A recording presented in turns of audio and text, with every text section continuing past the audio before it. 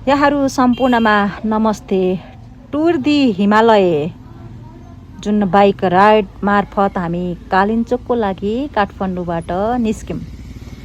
लगभग 15-16वटा बाइक र 4-5वटा गाडी लिएर हामी यहाँबाट निस्केका थियौँ। अल्पाइन स्पोर्ट फेडरेसन नेपालको आयोजनामा जुन संस्थाको 5औं वार्षिक उत्सव चाहिँ जुन कालिन्चोकमा मनाइएको थियो कुरी भिलेजमा, त्यसको लागि हामी काठमाडौँबाट निस्केका छौँ। बाइक राइडमा देख्न सक्नुहुन्छ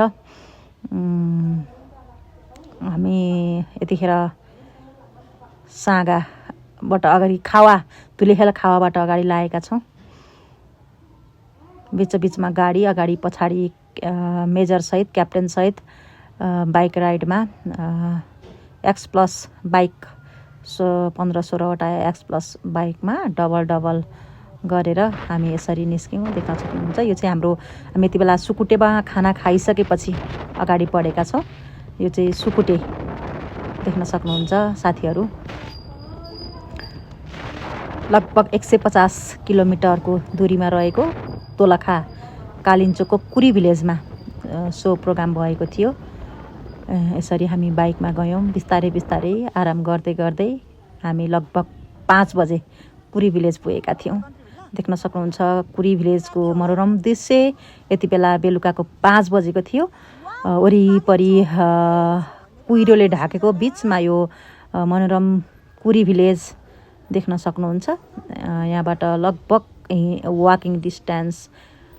त्यो दिन हामी कुरी भिलेजमै बस्यौँ। बेलुका अलि फोटोसुट गऱ्यौँ, रमाइलो गऱ्यौँ। बेलुका हामीले अल्पाइन स्पोर्ट फेडरेसनको हामीले 5औं वार्षिक उत्सव पनि त्यहाँ मनायौँ र त्यहाँ प्रोग्राम सकिसकेपछि खानासाना खाएर हामी सुत्यौँ। भोलिपल्ट हामी कालिन्चोक लगभग कुरी भिलेजबाट 1 घन्टाको डिस्टेन्समा रहेको कालिन्चोक भगवती माताको दर्शन गर्न चाहिँ हामी उकालो लाग्दैछौँ हिँड्दै।